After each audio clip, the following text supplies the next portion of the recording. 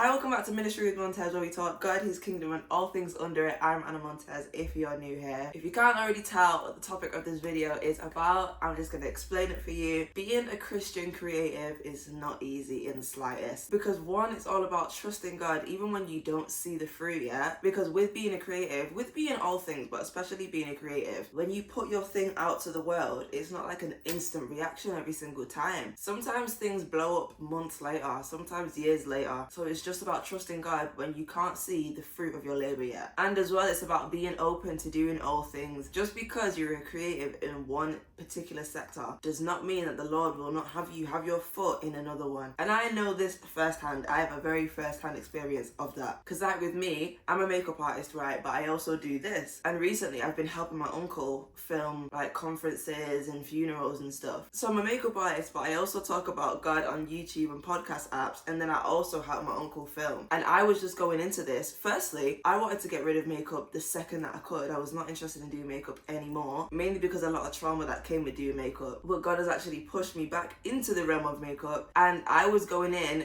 kicking, screaming, did not want to do it, but He actually knows best because I'm really enjoying it at the minute. And then thirdly, with being a Christian creative, you really have to make sure that when you submit to God your creativity, that you're also submitting everything else too. You can't just submit your creativity but not submit your love to want to be seen, or submit your want for reactions or likes or anything like that. You have to make sure that you're submitting all of that to God. Like something that my pastor said, which was honestly so crazy, because he was talking about John and how John called himself the one that Jesus loved. And whilst you might look at that name and just think, oh, he's full of himself, whatever, he referred to himself not even by his own name. All the other disciples were referred to as their names, but his name was the one that Jesus loved. So the fact that Jesus loved him was up here and his own name was down here, because he called himself the one that Jesus loved. And if you allow your name to mean more to you than what God thinks of you, what God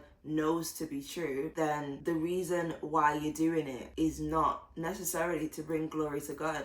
It's for yourself. Because realistically, a lot of the times it can start out like just being for you. Mine definitely was just for me. I just liked makeup and just wanted to post makeup. But now I'm submitting that to God and I'm doing makeup looks that are inspired by the Bible at the minute. Because if what you're known for is then taken away, for example, and you're left with your own name and not what God has given you, or if your name has been completely stripped of you or anything like that, what are you going to do then? You have to make sure that you're submitting everything onto God, because He's going to do what's best for it anyway. I think also as a Christian creative, we have to remember the industry that we're going into. The creative industry is, I don't even know how to describe it, but it's an interesting industry, and a lot of the creativity of people does derive from Satan.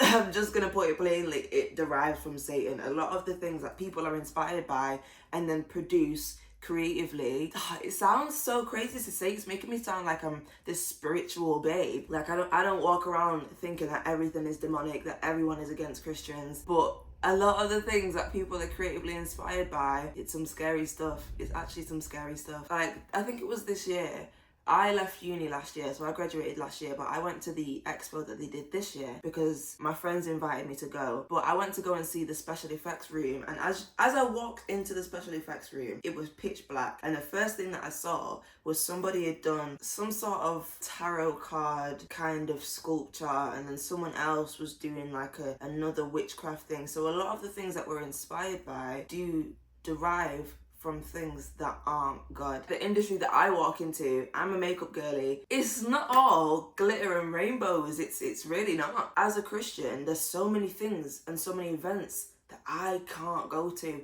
And initially, I have looked at certain events and thought, Lord, why am I not there? I either really like the brand or I don't like the brand, but I just want to go to the event. Maybe not that I don't like them. I might not know the brand fully, or I might not interact with them or use their products. There's been times where there's been events, like there was an event, I think it might have been either last year or this year, and it was for a Charlie XCX concert. Firstly, I don't listen to Charlie XCX, so why was I wanting to go to this concert? I don't know. But NYX Cosmetics basically got everyone like hotel rooms and they decked it out and it looked really nice, and it was in Manchester. So because it was in Manchester and I'm from Manchester, I just kind of felt personally like they didn't invite me on purpose. Do you know what I mean? It just felt like a personal attack on me. Definitely wasn't. But I was really thinking, like, why am I not at this event? And I was getting really upset, and I was like, oh, I'm not where I want to be, and the brands don't know me, and I'm upset and this and that. And then I watched someone's story and I saw a candle. You know those candles, right, where you might go into a Catholic church and the candle has a picture of Jesus on it, and you just kind of think, okay, that's nice. It's not necessarily what I believe in because I'm Christian and not Catholic, but it's nice they're using it to remember Jesus, right? So in this event, they had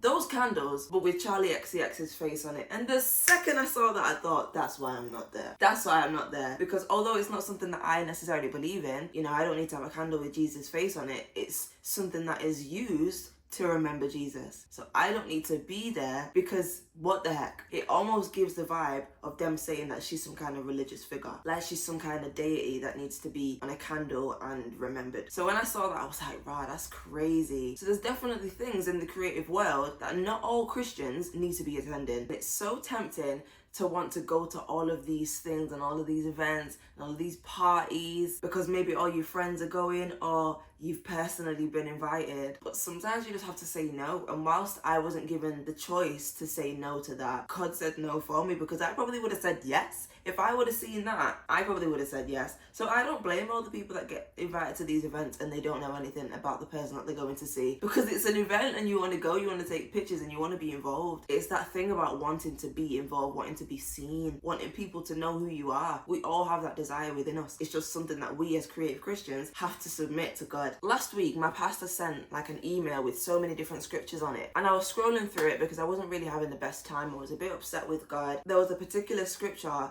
that honestly, it really stuck out to me, and it's Colossians 3:23. I'm not too sure what version this is, but it was really, like, it really stuck out to me because, a little bit of backstory if you don't know, I do this full time. Like, I do makeup full time, I do YouTube podcasts full time. This is my job, and I just kind of feel like I'm just wandering a bit aimlessly throughout the world because in the eyes of the world, I don't necessarily have a job. What do you mean you post videos online and that's your job? Like, when people ask me what I do and I tell them, they think I'm absolutely insane. Whatever you do, put your whole heart and soul into it, as into work done for God and not merely for men, knowing that your real reward, a heavenly one, will come from God, since you are actually employed by Christ and not just by your earthly master. And when I read that, I was like, wow, like that, I saw that on a day that I really, really needed it. So when I do makeup now and I sit at my table, I say this verse, because it's like, yeah, I'm employed by Christ. I'm employed by Christ because my whole thing is I don't have a job, and because I'm a creative, and being a creative can be, it's like the choppiest work, the choppiest job anybody could ever have, because 1 month it can be going absolutely incredible, but then for 5 months it could not be going incredible. And my thing is, I don't have any structure and I don't have an employer, which I like because no one's telling me what to do, but I also don't like because with an employer comes structure. And then when I read this verse about Christ is my employer, it was just like, wow, so I really need to be taking this seriously because I'm actually employed by Christ. I'm employed by Jesus, and that's probably the best manager that I could ever have. Something that's really big as well with being a creative is comparison. Comparison is a big, massive one, even in regular life anyways, even if you're not a creative. Comparing yourself to other people, I think I'm going to do a whole separate video on this, but comparing yourself to other people will honestly set you back so far. And I know that to be so true, because I have compared myself this year non-stop. It's been a constant thing of comparing myself. And when you compare yourself, you stop thinking about all that God has done for you, and then you think about the things that he's not done for you, which is so crazy because God has done everything for us. So how can we put ourselves in a position of thinking that he's done nothing for us? Like, when I think about all the things that I want in my life, I'm forgetting all the amazing things that God has done for me. I sit in a room right now with makeup that I have not had to buy myself, skincare that I have not had to buy myself, and I forget about all of that when I take myself out of myself and compare to other people. And when I thought about this comparison, I just was reminded of Matthew 20 when it speaks about the parable of the workers in the vineyard. So I'm just going to read that. It says, "For the kingdom of heaven is like a landowner who went out early in the morning to hire laborers for his vineyard. Now when he had agreed with the laborers for a denarius a day, he sent them into his vineyard. And he went out about the third hour and saw others standing idle in the marketplace, and said to them, 'You also go into the vineyard, and whatever is right I will give you.' So they went. Again he went out about the 6th and 9th hour, and did likewise. And about the 11th hour he went out, and found others standing idle. And he said to them, 'Why have you been standing here idle all day?' They said to him, 'Because no one has hired us.' He said to them, 'You also go into the vineyard, and whatever is right you will receive.' So when evening had come, the owner of the vineyard said to his steward, 'Call the laborers and give them their wages, beginning with the last to the first.' And when those came who were hired about the 11th hour, they each received a denarius. But when the first came, they supposed that they would receive more. And they likewise received each a denarius. And when they had received it, they complained against the landowner, saying, 'These last men have worked only 1 hour, and you have made them equal to us, who have borne the burden and the heat of the day.' But he answered one of them and said, 'Friend, I am doing you no wrong. Did you agree with me for a denarius? Take what is yours and go your way. I wish to give to this last man the same as to you. Is it not lawful for me to do what I wish with my own things? Or is your eye evil because I am good? So the last will be first, and the first last. For many are called, but few chosen." Absolutely crazy parable. Like, that's a hefty one, but when you think about comparison, it really is so true. You know, somebody in the creative space might start creating content. I've been in the creative space since I was 15. So 2019 I started. And there's some people that have come into this space this year, and they may even be further along than I am. Or we're both at the same place, which doesn't really, in the eyes of the world, it wouldn't make any sense, because why is this person that started in 2019 and this person that started in 2025 in the same lane? Surely the person from 2019 should be further along than the 2025. And that's what we think as people. But just because I started however many years ago doesn't mean that this person is now going to be back where I was, because sometimes we pave the way for others to be able to come in and not have to do so much groundwork. Because when you think about the vineyard, so much groundwork would have been done from the start of that day to the 11th hour. So when the last people came, they didn't have to do all that groundwork. They could just walk into the vineyard like, hooray, this is amazing. I can just do a little bit here, a little bit there. We might think as well in the kingdom of God that because we've been Christians longer than some people, that when God comes, we're going to get a higher or a greater reward. That is not the case. We're all going to get the same reward, which is Christ. We're not going to get given more of Christ than somebody else. It's like people said, I can't be more loved than I am right now. I am already so very loved. I can't be more loved than I am right now because Christ loves me so much. He gives everything equally. That's why we can never say that we're God's favorite. We're all his favorite. That's why we're all here. So this year, that's really been something that actually stuck with me, because yes, I've been here since 2019. How many years is that? 6, nearly 7 years. It'll be 7 years in January that I've been doing makeup, that I've been in this creative space. And there's been people that have maybe started this year and they're already getting brand deals. They're already being recognized. And I have looked at that and thought, what the heck? Like, Lord, what are we doing here? But just because they're doing something doesn't mean that I'm lacking in anything, because I've received a lot. Like I said, I'm surrounded by makeup that I haven't had to buy myself. I've got so many blessings that I can't look at another blessing that God has given another person and say that I wish it was mine, because I don't know what came with that blessing. Do you know what I mean? I don't know what came with their blessing, and if I was to receive it, it probably wouldn't even be the same kind of blessing. It wouldn't come to me in the same way, because that's for them. If you as a Christian creative are looking at other creators and wishing that it was you, you have a right to be upset, but realistically, you're upset with God's will for your life. A will that is said to be perfect, and you can't be mad at God's will if you're asking God to have his will play over your life. If Jesus was in the Garden of Gethsemane and he said, "Not my will, but yours be done," and then went on the cross and said, "Why am I here? I don't want to be here. Get me down." He would have been mad at God's will over his life after he asked God for his will to be over his life. You can't be mad because you asked for his help. The Lord will extend his hand and help those that are willing to receive, willing to accept his will over their lives before wanting to walk into their own will. That is exactly why Jesus at the pool said to the paralytic man, do you want to be healed? And that wasn't because Jesus was trying to rub it in his face saying, do you want to be healed though? Because he knew that the man had been sat by the pool waiting such a very long time to be healed. He knew that, but he wanted to make sure that the man actually wanted to be healed. If the man said to Jesus, I really do desire that healing, and then Jesus told him to pick up his mat and walk, and the man said no, because that's not how I wanted you to do it. No, because I've never seen anybody do it like that before. No, because it's not what they have. No, because it's not what I want. Jesus would be right in taking away his promise of healing and turning his back on the man. Because you asked for my help. You asked the Lord to boost your platforms. But because the Lord is not a boost or a promote button that you can just press and he'll do it for you, he's not just going to boost you, because what is he boosting? What is he exalting? You have to be walking worthy. You have to be walking worthy. We have to remember that those who exalt themselves, the Lord will humble. So in your creative field, are you walking in every room with a puffed up chest thinking that you're the great I am? Because there's only one I am, and it's not us. It's Jesus. And then when God asks you to do something in another way, all of a sudden, it's not the will of God over your life. You're thinking, oh no, the enemy's taking me down somewhere else. I've done the same thing. When I've been told by God to go down a certain path, I'm like, I don't believe that. I rebuke that. I'd be rebuking God by accident, because I think that just because it's not in the way that I want, it must be the enemy. I'll go about thinking, oh, maybe God doesn't want me to do this path anymore. Maybe he doesn't want me on this path anymore. He does. He does want you to be creative. If you feel like he's called you into that, you just didn't truly want to be healed. You didn't want God's hand to actually be over your life. Because if God's hand is really and truly over your life, you accept what he has to give you, and you don't get complacent in that.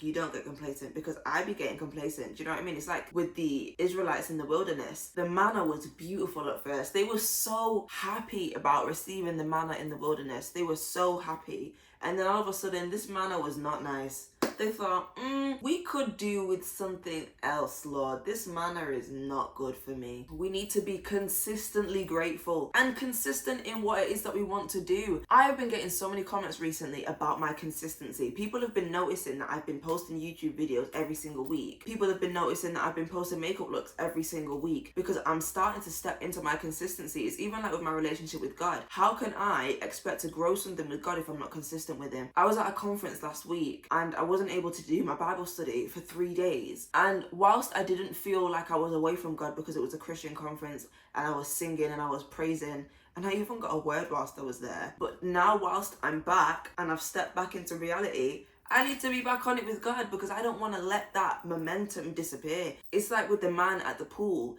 Every single day, I think it must have been 38 or maybe 40 years that he was sat by that pool. But he was at that pool, and those people were at that pool every single day, running into the pool, wanting somebody to put them into the pool so that they could get healed by the water. And we have to think, are we as consistent as the people that go to their false gods every single day and look at their horoscopes every single day and pray to their rocks and marbles every single day? Are we as consistent as them? We have to be consistent, because the devil is consistent. He is consistently trying to get at us. He is consistently trying to throw us off track. Are we being consistent in our creativity? Going back to God when we feel like we don't have any creative ideas left. Not comparing ourselves. We can't be consistent in our comparison. We need to walk with God and remember that he is the reason why we're in this anyways. And if there's some vineyard workers that come at the end of the day and they get more than you at that very moment in time, you just have to look at that and think, well, that's the will of God for right now. I am where God wants me to be. I'm never going to be outside the will of God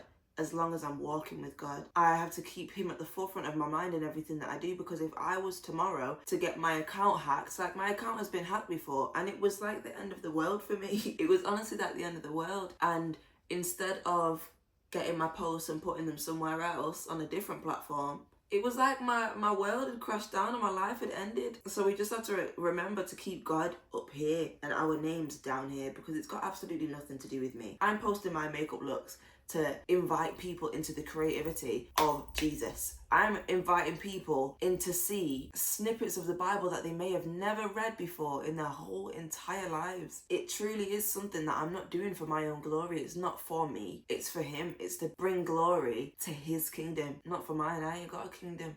I'm very much happy with walking into someone else's kingdom. I don't want to have my own. So being a Christian creative is not as easy or as breezy as it looks. But you just really have to make sure and remember that God is the reason why you're doing this. It's for the people, it's for the souls that don't know God. You're going to be that person that's going to help them to see God. And with an assignment like that, you can't afford to be puffing up your own chest, because you will get humbled. You can't afford to be putting yourself before the plan and the will of God for your life. Because as we can see in our Bibles, there's so many examples of that where they start off humble and lovely and then they end up killing someone because they want that person's wife. Hashtag King David. So yeah, that's the end of the episode. This was a really good one. That was a really good one. I'm so happy that I was able to do that, because I am a Christian creative. It's not easy. I know the struggles, but the Lord has me in this sector for a reason, and I just gotta keep pushing through, because one day things will change for me and I'll have the biggest and best testimony that I've ever been able to give, apart from when I was founded by Christ. But anyway, thank you so much for watching this video. Don't forget to like, comment and subscribe to see more of these videos, to hear more of these videos, depending on what you're listening to this on. As I said, I'm a makeup artist, and if you're trying to see what I'm talking about when I say I'm doing makeup looks that are inspired by the Bible, all of my links are down below in the description, so you can take a look at those. And thank you so much for watching, and I'll see you all in the next one. Bye!